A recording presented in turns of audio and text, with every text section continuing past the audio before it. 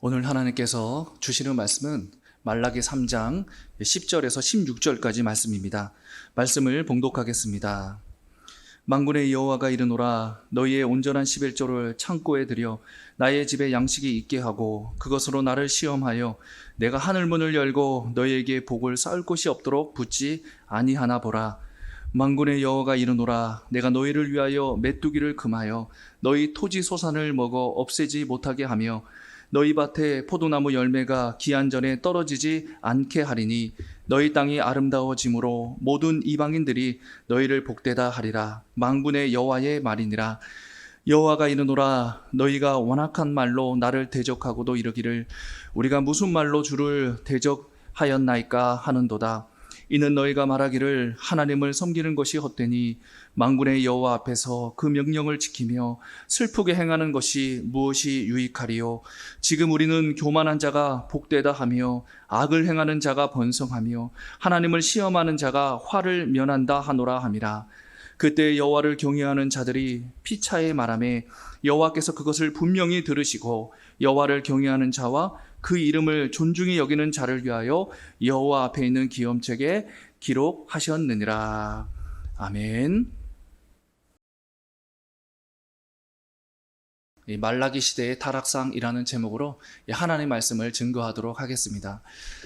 여러분, 오늘 이 본문이 말라기서인데요. 이 말라기서의 기록 연대에 대해서 이 학자들은 대개 그 에스라와 느헤미야의 개혁이 있기 전인 주전 460년 경으로 보고 있습니다. 이 말라기서를 읽어보시면 아시겠지만 그 말라기 시대의 사람들의 그 믿음이요, 이제 변질이 되어서 그 타락한 모습을 발견할 수가 있습니다. 오늘 본문을 통해서도 이제 두 가지를 알 수가 있는데 그것을 좀 함께 나누고자 합니다. 먼저 타락상은 뭐냐면 하나님과 하나님을 믿는 자들을 조롱했다는 것입니다. 하나님과 하나님을 믿는 자들을 조롱했다. 여러분, 그것을 우리는 14절과 15절을 통해서 확인할 수가 있는데요. 14절과 15절 한번 보십시오. 먼저 14절에 보니까 이는 너희가 말하기를 하나님을 섬기는 것이 헛되다.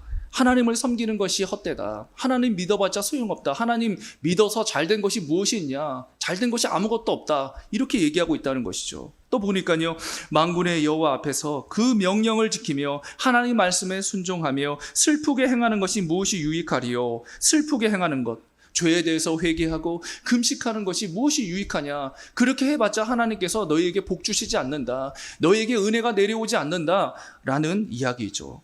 또 15절의 말씀에 보니까요, 지금 우리는 교만한 자가 복되다 하며 교만한 자가 복되다. 하나님이 아닌 자신의 능력을 믿고 살아가는 자들이 더 잘되고 있지 않냐, 더 형통하지 않냐, 그것을 보고 있지 않냐. 그리고 또 내용을 보니까요, 악을 행하는 자가 번성하며 불의를 행하는 자, 하나님 말씀에 순종하지 않고 그 말씀과 반대되는 삶을 살아가고 있는 사람들이 잘 되고 있지 않냐, 형통하고 있지 않냐. 또 마지막으로 하나님을 시험하는 자가 화를 면한다 하노라. 하나님을 시험하는 자, 하나님을 무시하는 자들이 더 잘되고 더 승승장구하며 그렇게 형통을 누리며 살아가고 있지 않느냐. 자, 이렇게 하나님과 하나님을 믿는 자들을 조롱하는 일들이 발생하고 있었다는 것입니다. 여러분, 그런데 충격적인 것이 무엇인지 아십니까? 지금 이렇게 하나님과 하나님을 믿는 자들을 조롱하고 있었던 사람들은요, 처음부터 하나님을 믿지 않는 자들이 아니었습니다. 이방인들을 말하는 것이 아니에요. 이 공동체 내에서 함께 믿음을 소유하고 있었던 사람들이었습니다. 이들은요, 아마 주전 515년에 그 수룹바벨이 이제 성전을 건축하지 않습니까? 그때에 함께 이 동참해서 정말로 열심을 다하여 성전을 건축했던 그런 사람들도 있었을 것입니다. 그런데 이 사람들이 지금 신앙이 변질되어서 이렇게 하나님과 하나님을 믿는 자들을 조롱하고 있었다는 거예요. 여러분, 어떻게 이런 말도 안 되는 일이 벌어졌던 것일까요? 이것에 대해서 몇 가지 이유를 말씀드릴 수 있겠지만 가장 중요한 이유는 바로 이것입니다. 이 신정론의 문제를 해결하지 못했기 때문이에요. 여러분, 어떤 문제를 해결하지 못했기 때문이라고요? 바로 이 신정론의 문제를 해결하지 못했기 때문입니다. 여러분, 이 신정론이라는 말을 많이 들어보셨을 거예요. 신학적으로 굉장히 중요한 이론인데요. 우리가 이 신정론을 알기 위해서는 먼저 이 구약에 흐르는 이 두 가지 중요한 뿌리를 아셔야 합니다. 이 먼저 중요한 뿌리는 뭐냐면요, 바로 행위화복입니다. 행위화복. 여러분, 이것이 무슨 말입니까? 하나님 잘 믿으면 복을 받지만 하나님을 잘 믿지 못하면 저주를 받을 것이다 라는 거예요. 여러분, 이러한 신학적인 명제가 바로 율법에, 특별히 신명기 28장에 보면 기록이 되어 있죠. 신명기 28장을 보십시오. 하나님 잘 믿는 사람들은 이 세상에서도 복을 누립니다. 형통합니다. 건강합니다. 자손들이 잘 됩니다. 경제적으로도 풍요를 누립니다. 그러나 하나님을 잘 믿지 못하는 사람들은 저주를 받는 거예요. 하나님마다 잘 안 되고, 자손들도 잘 안 되고, 경제적으로도 어렵고. 신명기 28장에 보면 그렇게 기록이 되어 있습니다. 그래서 여러분, 구약의 이 아주 중요한 뿌리 하나는 바로 이 행위화복이라는 거예요. 이 신학적인 명제가 흐르고 있습니다. 그런데 여러분, 여기서 문제가 생겼습니다. 그것은 뭐냐면, 여러분, 이 행위화복이라는 신학적인 명제로 모든 것을 다 설명할 수가 없게 되었던 거예요. 이제 믿음의 공동체 안에서 어떤 사람을 보니까 저 사람은 정말로 착하고 의롭고 진실된 사람입니다. 누가 보더라도 하나님을 잘 경외하며 사는 사람이에요. 그런데 이게 웬일입니까? 행위화복이라는 이 신학적인 명제를 가지고, 이 구약의 중요한 뿌리를 가지고 그 사람에게 적용시키면 그 사람은 분명히 이 세상에서 복을 받아야 합니다. 잘 되어야 해요. 형통해야 합니다. 경제적으로도 풍요를 누려야 하고, 건강해야 하고, 자손들도 잘 되어야만 합니다. 그런데 그 반대되는 상황이 벌어지고 있는 것이죠. 그렇게 하나님을 잘 섬기고 경외하고 하나님을 위하여 모든 것을 바치며 살았는데 이게 웬일입니까? 육신의 질병이 찾아온 겁니다. 인생의 말년에 그 육신의 질병 때문에 제대로 된 활동을 하지 못하는 거예요. 이게 웬일입니까? 경제적으로 너무나 힘들어가지고 주변에 있는 사람들에게 꾸울 수밖에 없는 그런 상황에 놓이게 된 것입니다. 이게 웬일입니까? 자손들이 좀 잘 돼야 되는데 이 자손들이 지금 엉망진창입니다. 여러분, 이런 일들이 이 이스라엘 믿음의 공동체 안에서 벌어지고 있었던 것이죠. 그래서 사람들은 생각합니다. 아니, 어떻게 분명히 신명기 28장의 말씀에 의하면, 이 율법의 말씀에 의하면 이 행위하고 하나님을 잘 믿는 사람들은 무조건 잘 돼야 하는데 왜 이런 일이 이 현실 가운데 벌어지고 있는가 라는 의문이 생기게 되었던 것이죠. 여러분, 사실 우리가 살아가고 있는 이 세상 가운데서도 뭐 이런 일들을 많이 목도하지 않습니까? 그렇게 정말로 충성하여 하나님의 나라와 교회를 위하여 헌신하셨는데 인생의 말년에 보니까요, 뭐 질병 때문에 제대로 된 삶을 살아가지도 못하시고, 그리고 막 경제적으로 너무나 어려우시고, 이런 분들을 우리는 종종 보게 됩니다. 여러분, 그 고대에 이스라엘 이 공동체 안에서만 이런 일이 벌어진 것이 아니라 사실 지금 현재의 이 세계 가운데서도 이런 일들이 벌어지고 있다는 거예요. 여러분, 이러한 신정론의 문제가 이제 그 이스라엘 공동체 안에서 되도되게 됩니다. 아니, 어떻게 하나님께서 정직하시다면, 하나님께서 이렇게 의로우신 분이시라면, 공평하신 분이시라면 이렇게 하나님을 경외하고 하나님을 잘 믿는 사람들에게 복을 주셔야 하는데, 이 세상에서도 형통케 하셔야 되는데 왜 그와 반대되는 일들이 벌어지고 있는가? 그래서 이 신정론이라는 아주 중요한 신학적인 질문을 하게 된 것이죠. 여러분, 이 신정론의 문제를 다루는 이 구약의 책들이 있습니다. 그 중에 대표적인 책이 바로 욥기입니다. 여러분, 욥기에 보면 어떤 내용이 기록되어 있습니까? 욥이라는 사람이 등장을 하죠. 그런데 욥은요, 온전하고 정직하여 하나님을 경외하는 자라고 표현을 하고 있습니다. 온전하고 정직하여 하나님을 경외하는 자 욥. 여러분, 이 표현이요, 무려 3번이나 등장을 해요. 욥기 1장 1절, 1장 8절, 2장 3절. 여러분, 이것이 무슨 말입니까? 욥은요, 분명히 틀림없이 정말로 그는 하나님 보시기에 온전하고 정직하고 하나님을 잘 섬기는, 하나님을 경외하는 그런 사람임을 보여주고 있는 것입니다.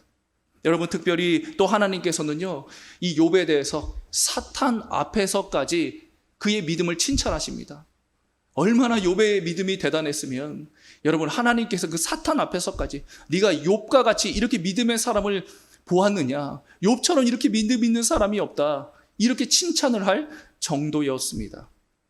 여러분, 이렇게 욥은요, 누가 보더라도 흠이 없는 사람, 누가 보더라도 정직하고 의롭고, 누가 보더라도 하나님을 가장 잘 섬기는, 하나님을 가장 잘 경외하는 그런 믿음의 사람임을 알 수가 있는 거예요.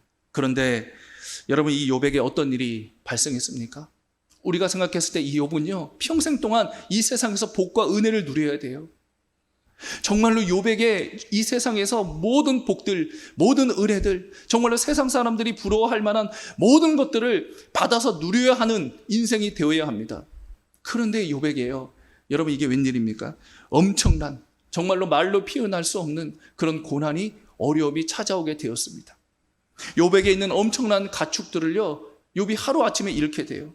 소 500마리, 암나귀 500마리, 양 7,000마리, 낙타 3,000마리, 이렇게 엄청난 수의 가축을 하루아침에 잃게 됩니다. 여러분, 욥에겐 자녀가요, 아들 7, 딸 3이 있었습니다. 그런데 어느 날 이 큰 아들 집에 이 형제들이 이제 모인 거였어요. 그런데 이게 웬일입니까?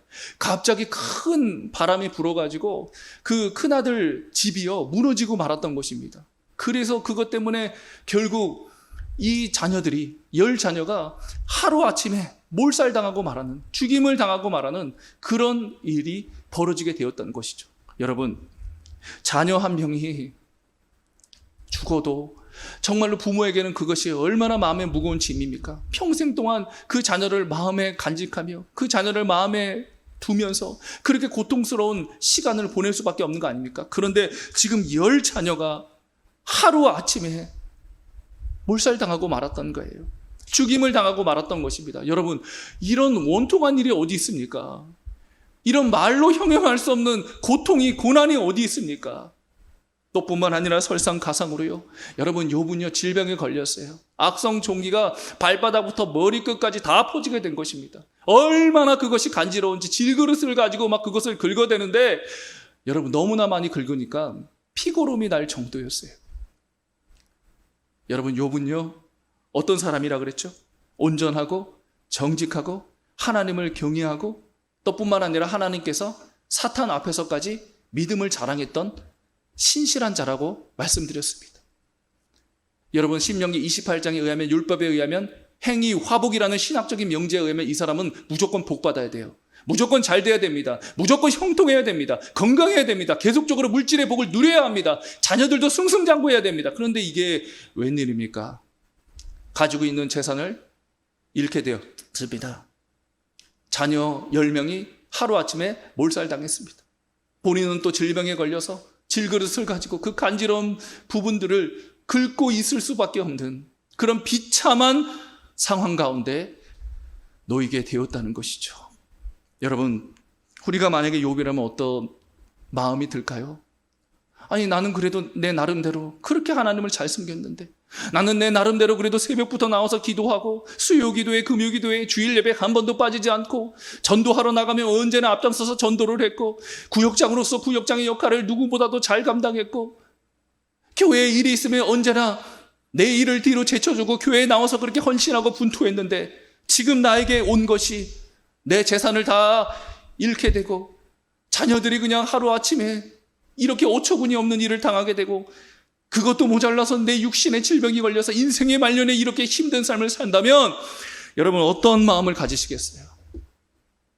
여러분, 인간적인 마음으로는 너무나 원통한 거 아닙니까? 너무나 슬픈 거 아닙니까? 너무나 가슴이 무너져 내리는 거 아니겠습니까? 그런데 여러분, 정말 욥은요, 믿음의 사람이었습니다. 그런 이러한 상황 가운데서도 이런 고백을 해요.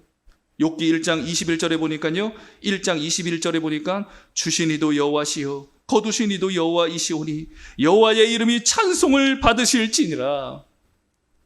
나에게 복을 주신 이도 여호와셨고, 또 이렇게 나에게 저주를 주시는 분도 여호와이시기 때문에 나는 아무 미련이 없다. 나는 오히려 하나님을 찬송하겠다. 나에게 복도 주시는 분도 하나님이시요, 나에게 저주를 주시는 분도 하나님이시기 때문에 나는 언제나 하나님을 찬송하겠다.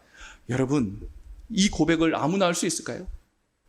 정말로 욥은요, 이런 엄청난 고백, 대단한 고백을 하면서 자신이 정말로 믿음의 사람임을 증명하고 있었던 것입니다. 여러분, 이러한 상황을 바라보면서 욥의 하나님은요, 욥에게 이렇게 얘기를 해요. 하나님을 욕하고 죽으세요. 원통하지 않습니까?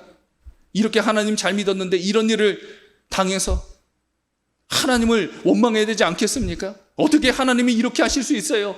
차라리 하나님을 욕하고 죽으세요 라고 아내는 그렇게 욥에게 이야기를 합니다. 여러분, 그때도 욥은 뭐라고 이야기했는지 아십니까? 이렇게 이야기를 해요. 욥기 2장 10절에 말씀해 보니까, 욥기 2장 10절에 보니까 하나님께 복을 받았은즉 화도 받지 아니하겠느냐 하고 이 모든 일에 욥이 입술로 범죄하지 아니하니라. 지금 뭐라고 고백하고 있어요? 하나님께서 나에게 이렇게 복도 주셨는데 내가 이렇게 하나님부터 화 받는 거, 저주 받는 거, 그거 어떠냐? 그럴 수 있는 거 아니냐? 이렇게 이야기를 하면서 입술로 죄를 범하지 않습니다. 여러분, 그렇다면 여기서 우리는 이런 의문을 품을 수가 있어요. 왜 이렇게 의롭고 하나님을 경외했던 이 욥에게, 하나님께서 그 믿음까지 자랑했던 이 믿음의 사람에게 이런 엄청난 고난이 찾아올 수밖에 없었는가? 여러분, 이것에 대해서요, 이제 욥의 세 친구가 욥을 위로하기 위해서 욥을 찾아오지 않습니까? 그들이 이 이유에 대해서 이렇게 얘기를 해요. 뭐라고 얘기하냐면 한마디로 요약하면 이겁니다. 행위화복이라는 신학적인 명제를 가지고 이야기를 하는 거예요. 네가 이렇게 지금 엄청난 고난을 당한 것은 하나님을 잘 섬기지 못했기 때문이야. 네가 분명히 뭔가 죄를 지었는데 그 죄에 대해서 회개하지 않고 교만한 삶을 살았기 때문에 하나님께서 이렇게 너에게 저주하신 거야. 엄청난 고난을 주신 거야. 라는 그런 행위화복, 이 신학적인 명제를 가지고 대답을 합니다. 여러분, 분명히 그들의 말은요, 성경적입니다. 신학적입니다. 왜요? 신명기 28장에 율법에 그렇게 기록이 되어 있잖아요. 하나님께서 친히 주신 말씀이잖아요. 구약의 한 중요한 뿌리 아닙니까? 분명히 그들의 이야기는 중요한 신학적인 명제 맞습니다. 그런데 하나님께서는 뭐라고 말씀해 주시냐면 욥기 42장 7절의 말씀에 보면, 여러분이 한번 찾아보세요. 욥기 42장 7절의 말씀에 보면 너희들이 지금 욥의 세 친구들이 지금 말하고 있는 것은 욥에게는 적용될 수 없는 말이다. 너희들이 욥에게 잘못된 말을 했다라고 하나님께서 욥의 세 친구들을 책망하십니다. 이것이 무슨 말입니까? 여러분, 그 신학적인 명제는 맞는 거예요. 그러나 그 신학적인 명제가 누군가에는 적용할 수 없다는 것을 말씀해 주고 계시는 거예요. 이 행위화복으로 욥의 고난을 설명할 수 없다는 것이죠. 여러분, 그 뒤에 엘리후라는 젊은 사람이 등장을 합니다. 이 엘리후는요, 욥의 고난의 이유에 대해서 이렇게 이제 이야기를 해요. 당신이 이렇게 고난을 받는 이유는 교육적 차원에서 하나님께서 고난을 주신 것이다. 교육적 차원에서의 고난이 무엇입니까? 믿음을 성장시키기 위해서, 쉽게 말씀드리면 믿음 성장을 위해서 주셨다는 거예요. 그런데 여러분, 우리가 초반에 살펴보았지만 욥은 믿음 없는 사람이 아니었죠. 정말로 믿음이 대단한 사람 아니었습니까? 그렇게 엄청난 고난 앞에서도 하나님에 대해서 원망하지 않고 오히려 내가 복을 받았은즉 저주받아도 어떠냐, 하나님이 주신 것이면 나는 감사한다, 할렐루야, 하나님을 찬양한다 라고 고백했던 사람 아닙니까? 그렇기 때문에 여러분, 엘리후의 이 대답도요, 욥에게는 적용할 수 없는 것이었습니다. 여러분, 시간이 이제 흘렀습니다. 처음에는 욥은요, 자신의 믿음을 지켜요. 그래, 내가 이렇게 엄청난 고난을 당했지만, 내가 이렇게 이해할 수 없는 고난을 당했지만 하나님이 주신 것이라면 내가 받아야지 하면서 입술로 범죄하지 않고 자신의 믿음을 지킵니다. 그런데 여러분, 욥도 우리처럼 질그리처럼 깨어질 수밖에 없는 인간이었기에 결국 그도요, 하나님을 향하여 대들며 하나님을 향하여 막말을 하게 됩니다. 여러분, 우리는 그것을 욥기 9장 21절에서 23절을 통해서 확인할 수 있어요. 여러분, 욥기 9장 21절에서 23절에 보면 이렇게 기록되어 있는데 제가 공동 번역으로 한번 읽어드리겠습니다. 공동 번역에 보면 이렇게 기록되어 있어요. 나 비록 흠이 없다고 하지만 무엇이 무엇인지 모르겠네. 살아있다는 것이 구역질 날 뿐. 내가 할 수 있는 말은 이 한마디. 그는 의인을 악인과 함께 묻어버리신다네. 그의 채찍에 맞아 어이없이 숨져 가는데 죄 없이 절망에 빠진 자를 그가 비웃으시네. 여러분, 지금 욥은 뭐라고 고백하고 있어요? 하나님은 불공평한 하나님이시라는 거예요. 쉽게 말씀드리면 하나님은 나쁜 하나님이시라는 겁니다. 왜요? 의인과 악인을 동일하게 대하시고 계시기 때문에. 의인과 악인을 동일하게 채찍질하시고 의인과 악인에게 동일하게 이런 고난을 주시고 고통을 주시기 때문에 하나님은 불공평한 하나님이시요, 하나님은 나쁜 하나님이다. 이렇게 욥은 하나님을 향하여 대들며 막말을 하게 됩니다. 여러분, 그런데 오해하시면 안 돼요. 우리는 이것을 통해서 이 욥이 이제 그 믿음이, 신앙이 무너져 내렸구나, 그도 어쩔 수 없는 사람이었구나, 이제 하나님으로부터 그가 떠났구나, 이렇게 생각하시면 안 되는 거예요. 여러분, 욥이 이렇게 얘기한 것은 뭐냐? 욥은요, 하나님을 만나고 싶어서 이렇게 얘기했던 거예요. 자신이 왜 이런 엄청난 고난을 당해야 하는지, 왜 이렇게 엄청난 이해할 수 없는 고통 가운데 있어야 하는지, 이것에 대해서 하나님께서 대답해 주시기를 원했던 겁니다.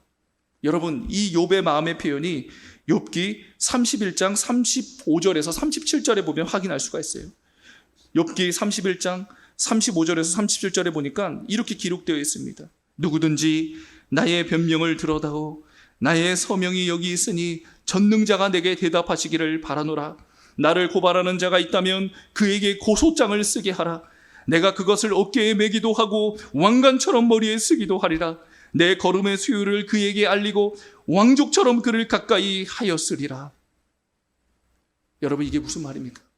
이제 더 이상 사람들과 대화를 나누면서 내가 왜 고난을 당하는지 그 이유에 대해서 듣고 싶지 않다는 거예요. 하나님께서 나타나 주셔서 하나님께서 내가 왜 이런 엄청난 고난을 당해야 하는지, 내가 왜 이런 이해할 수 없는 고통 가운데 있어야 하는지, 그것에 대해서 이야기해 주시기를 원하고 있었다는 것입니다. 여러분, 욥의 이 간절한 소원이 이루어졌어요. 드디어 하나님께서 욥기 38장에 보면 폭풍우 가운데 욥에게 나타나십니다. 여러분, 하나님께서 욥에게 나타나셔서 무슨 말씀을 해주시는지 아십니까? 이런 말씀을 해주세요. 요약하면 이런 말씀을 해주세요. 저 자연 현상을 봐라. 저 동물 세계를 봐라. 내가 만든 저 피조물인 베헤못과 리오야단을 봐라. 여러분, 지금 하나님께서 뭐라고 대답하고 계십니까? 아니, 지금 욥이 듣고 싶은 거는 뭐예요? 내가 왜 이런 고난을 당하는지, 내가 왜 이런 이해할 수 없는 고통을 당하는지, 그것에 대해서 하나님 앞에 듣기를 원했는데, 지금 하나님은 엉뚱한 이야기를 하고 계신 겁니다. 저 자연현상을 봐봐. 저 동물 세계를 보라고. 내가 만든 저 피조물인 저 베헤못과 리오야단을 한번 보라고. 여러분 같으면 어떠시겠어요? 아니, 내가 지금 엄청난 고난 가운데, 이 이해할 수 없는 고통 가운데 하나님 앞에 대답을 듣고 싶었는데 하나님께서 나타나셔서 하시는 얘기가 이런 엉뚱한 대답을 하신다면 여러분 어떠시겠어요? 저 같으면 하나님 앞에 따졌을 것 같아요. 하나님, 지금 제가 얼마나 힘든지 알아요? 하나님, 제가 하나님을 위해서 어떠한 삶을 살았는데요. 제가 하나님을 위해 목숨을 바쳐 하나님 나라 교회를 위해 헌신했는데 저에게 온 것이 이것밖에 없다면 하나님 정말로 너무하신 거 아니에요? 하나님, 그리고 왜 나의 이 고난의 이유에 대해서 왜 이런 엉뚱한 대답을 하시냐고요? 여러분, 이렇게 하나님을 향하여 따졌을 것 같아요. 그런데 여러분, 욥은요, 이 하나님의 대답을 듣고 엄청난 고백을 합니다. 그것이 욥기 42장 5절에서 6절에 보면 기록이 되어 있어요. 욥기 42장 5절에서 6절에 보니까 내가 주께 대하여 귀로 듣기만 하였사오나 이제는 눈으로 주를 배움나이다. 그러므로 내가 스스로 고두어두이고 티끌과 재 가운데서 회개하나이다. 여러분, 지금 욥은 뭐라고 얘기하고 있어요? 하나님 앞에서요, 대들고 막말을 했던 것에 대해서 회개하겠다, 이런 이야기를 하고 있어요.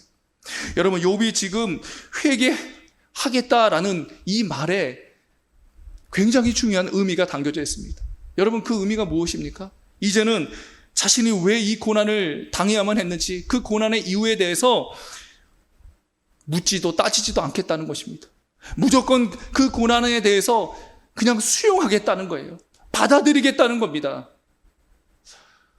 여러분, 욥이 어떻게 이렇게 하나님을 향하여 대들고 막말을 했던, 그리고 하나님으로부터 대답을 듣고 싶었던 욥이 그렇게 하나님께서 엉뚱한 대답을 하셨음에도 불구하고 어떻게 이렇게 하나님 앞에서 회개하며 내가 묻지도 따지지도 않겠습니다. 지금 이 엄청난 고난, 이해할 수 없는 이 고통을 그대로 그냥 수용하겠습니다. 받아들이겠습니다. 어떻게 이런 고백을 할 수 있었던 것일까요? 그것은 여러분, 욥이요, 이 자연 세계를, 이 동물 세계를 다스리시는 그 하나님을 만나고 나서 아주 중요한 깨달음을 얻었기 때문입니다. 여러분, 그것은 이렇습니다. 하나님께서는 이 세상 모든 만물을, 우리의 인생을 아무렇게나 엉망진창으로 다스리시는 분이 아니시라. 하나님의 완벽한 지혜로 한치의 오차 없이 착오 없이 우리의 인생을 다스리시는 분이시기 때문에 때로는 우리 인생 가운데 이해할 수 없는 고난이 찾아올지라도 한치 앞도 내다볼 수 없는 낮고 낮은 지혜를 가지고 있는 우리는 완벽한 지혜를 가지고 계시는 하나님 앞에 그저 우리의 인생을 묵묵히 맡기며 믿음의 길을 걸어야 한다는 것이었습니다. 사랑하는 여러분, 오늘 이 신정론의 문제를 가지고 힘겨워하시는 분들이 계십니까? 나는 분명히 내 나름대로는 하나님을 잘 섬겼다고 자부하는데 어떻게 내 인생의 말년에 이런 엄청난 고난과 이해할 수 없는 고통이 찾아왔는가? 이런 질문을 하시며 너무나 마음이 힘겨우신 분들이 계십니까?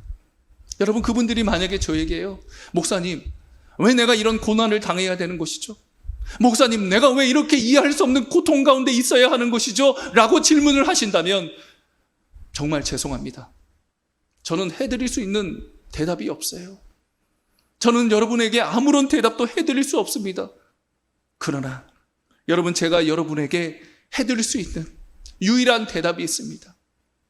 그것은 하나님께서는 이 세상 모든 만물을, 우리의 인생을 아무렇게나 엉망진창으로 다스리시는 분이 아니시라. 하나님의 완벽한 지혜로 우리의 인생을 한치의 오차 없이 착오 없이 다스리시는 분이시기 때문에 때로는 이해할 수 없는 고난 가운데 있을지라도 한치 앞도 내다볼 수 없는 낮고 낮은 지혜를 가지고 있는 우리는 완벽한 지혜를 갖고 계시는 하나님 앞에 우리의 인생의 모든 문제를 맡기며 믿음의 길을 끝까지 걸어야 한다는 것입니다. 사랑하는 여러분, 이해할 수 없지만 하나님께서 우리 인생을 완벽한 지혜로 다스리시고 계신다는 이 사실을 기억하시고 끝까지 믿음의 길을 걸어가실 수 있는 저와 여러분 되시기를 간절히 소망합니다. 그런가 하면 두 번째 타락상은요, 이제 온전한 11조를 하나님 앞에 드리지 않았다는 겁니다. 온전한 11조를 하나님 앞에 드리지 않았다. 여러분, 그것을 우리는 10절을 통해서 확인할 수가 있는데 10절을 한번 보십시오. 만군의 여호와가 이르노라, 너희의 온전한 11조를 창고에 들여 나의 집에 양식이 있게 하고 그것으로 나를 시험하여 내가 하늘 문을 열고 너희에게 복을 쌓을 곳이 없도록 붙지 아니하나 보라. 아멘. 여러분, 방금 읽은 말씀에 보니까요, 하나님께서 이 온전한 11조를 요구하고 계십니다. 여러분, 왜 온전한 11조를 요구하셨던 것일까요? 그 이유는 분명하지 않습니까? 이 말라기 시대 사람들이 온전한 11조를 하나님 앞에 드리지 않았기 때문이죠. 여러분, 그렇다면 온전한 11조를 드린다는 것은 무엇일까요? 결론부터 말씀드리면 이렇습니다. 온전한 11조를 드린다는 것은, 여러분 이것을 잘 들으셔야 돼요. 11조의 정신을 삶 가운데 구현하면서 율법에 기록되어 있는 11조를 드리는 행위. 여러분, 이것이 바로 온전한 11조를 드리는 것입니다. 여기서 중요한 것이 있어요. 그것은 바로 뭐냐? 전제죠. 여러분, 전제가 무엇이에요? 바로 11조의 정신을 삶 가운데 구현하면서 이 전제가 있고 나서 11조를 드릴 때 그것이 온전한 11조요. 그 11조를 하나님께서는 기쁘게 받아주신다는 것입니다. 여러분, 구약 성경에 보면요, 세 가지 종류의 11조가 나와요. 먼저는 이제 매년 드려야 하는 이 11조입니다. 첫 번째 11조가 뭐냐면, 매년 드려야 하는 첫 번째 11조가 뭐냐면 바로 레인들의 그 생계를 위하여 드려야 하는 11조였어요.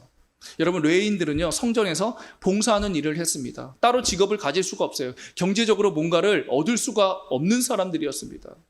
그렇기 때문에 이들을 위하여 반드시 11조를 내야 했죠. 그래서 이 레위인들은 그 11조를 가지고 이제 생계를 유지했습니다. 또 한 가지는 뭐냐면 이 토지 소산에 대해서 11조를 해야 한다는 것입니다. 1년 동안 열심히 이제 농사를 지어서 얻은 그 토지 소산에 대해서 하나님 앞에 11조를 드려야 한다는 거예요. 이것이 바로 이제 매년 드려야 하는 두 가지 11조였고요. 그러니까 여러분, 매년 드려야 하는 11조는 사실 10의 2조를 드리는 겁니다. 레위인들의 생계를 위해서 드려야 되고 또 토지 소산에 대한 11조를 드려야 하기 때문에 매년 드려야 되는 이 11조는 두 번을 드리니까 이제 10의 2조가 되는 것이죠. 그리고 여러분, 3년에 한 번씩 드려야 하는 또 11조가 있었습니다. 3년에 한 번씩 드려야 되는 11조는요, 이 가난한 자들, 경제적인 약자들, 고아와 과부와 나그네와 여기 또 레인들까지 포함이 돼요. 이들을 위하여 또 드려야 되는 11조가 있었습니다. 그러니까 정리를 해볼까요? 여러분, 매년 드려야 되는 11조는 두 가지. 레인들의 생계를 위해서 드려야 되고 또 한 가지는 토지 소산에 대한 11조를 드려야 되고 그리고 매 3년에 대한 11조, 가난한 자들, 이 사회적인 약자, 경제적인 약자, 고아와 과부와 나그네와 또 레인들을 위하여 드려야 되는 11조가 있었다는 것이죠. 여러분, 우리는 이것을 통해서 이 11조의 정신이 무엇인지를 발견할 수가 있습니다. 두 가지를 발견할 수 있어요. 첫 번째는요, 여러분, 토지 소산에 대한 11조를 드리라 그랬잖아요. 이것을 통해서 우리가 알 수 있는 11조의 정신은 무엇입니까? 바로 모든 것이 하나님의 것임을 인정하는 것이라는 거예요. 모든 주권이 다 하나님께 있습니다. 모든 것이 다 하나님의 은혜입니다. 이것을 인정하는 행위가 바로 11조라는 것이죠. 그렇지 않습니까? 여러분, 토지 소산을 얻기 위하여 하나님께서 정말로 여러 가지로 이리 보살펴 주시고 지켜주셔야지만 그 풍성한 토지 소산을 얻을 수 있는 거 아니겠습니까? 그렇기 때문에 여러분, 이 11조를 드린다는 것은요, 항상 어떠한 마음을 가지고 드려야 되는 거예요? 이 전부가 다 10의 1조뿐만 아니라 이 전부가 다 하나님의 것인데 그 중에 10의 1조를 드림으로 하나님의 주권, 모든 것이 다 하나님의 것임을 인정합니다 라는 그런 마음을 가지고 11조를 드려야 한다는 것이죠. 그런데 그런 마음 없이 하나님께서 주신 것에 대한 감사한 마음 없이 아까워하면서 그 11조를 드린다면 여러분, 그것은 온전한 11조가 아니요, 하나님께서 절대로 받으시는 11조가 아니라는 것이죠. 그런가 하면 두 번째는 무엇입니까? 여러분, 11조의 중요한 정신 두 번째는 바로 이웃사랑이에요. 여러분, 11조는요 레인들의 생계를 위하여 드린다고 했습니다. 여러분, 11조는요 가난한 자들, 사회적인 약자들, 경제적인 약자들, 고아와 과부와 나그네와 레인까지 포함해서 이런 자들을 위하여 드린다고 했습니다. 이것이 바로 뭡니까? 어려운 사람들을 돌보는 게 뭐예요? 이웃사랑이죠. 그래서 11조는 잘하는데 이웃사랑이 없다.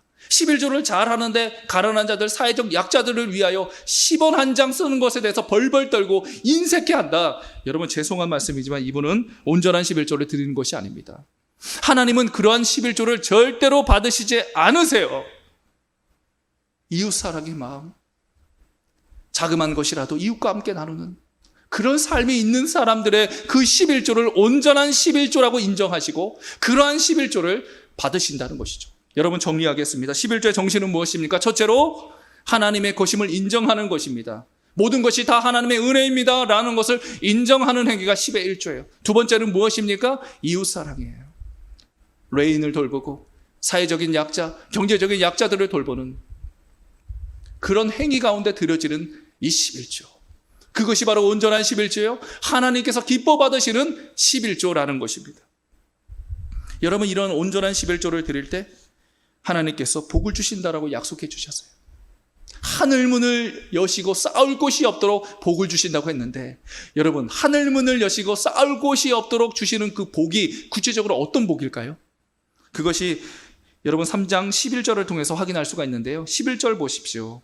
만군의 여호와가 이르노라, 내가 너희를 위하여 메뚜기를 금하여 너희 토지 소산을 먹어 없애지 못하게 하며 너희 밭에 포도나무 열매가 기한 전에 떨어지지 않게 하리니.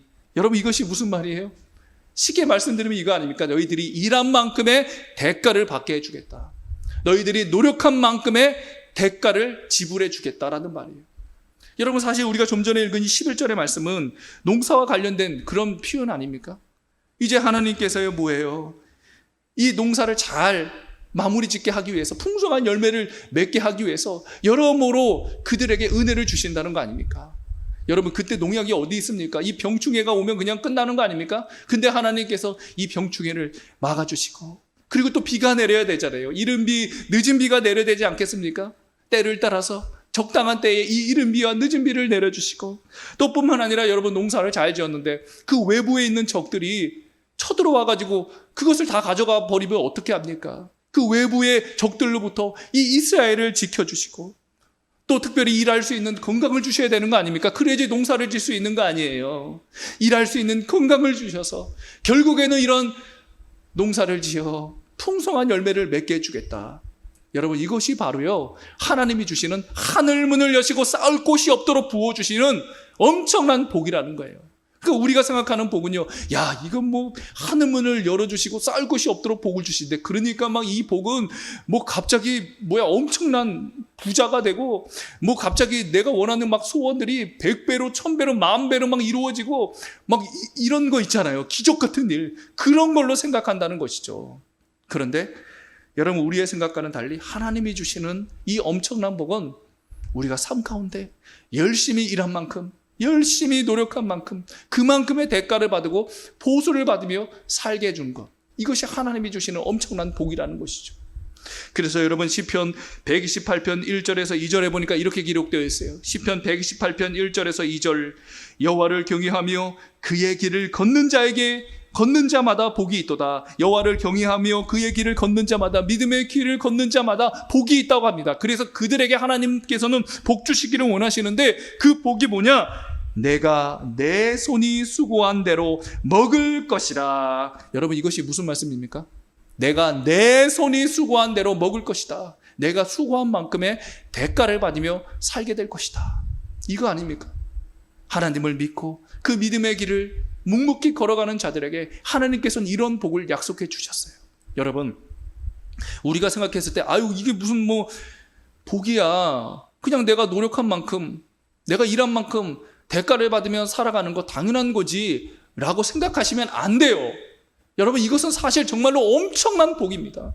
이거는 정말로 하늘문을 열어주시고 쌓을 곳이 없도록 부어주시는 복이에요. 왜 그렇습니까? 여러분, 여러분의 건강이 안 좋다고 생각해 보십시오. 일할 수 있습니까? 아무리 내가 그냥 마음으로는 일하고 싶고, 내가 아무리 그 마음으로는 열정을 가지고 뭔가를 해내고 싶더라도 육신의 연약함이 찾아온다면, 질병이 든다면 여러분, 그 일을 할 수가 없는 거예요. 일할 수가 없는 겁니다.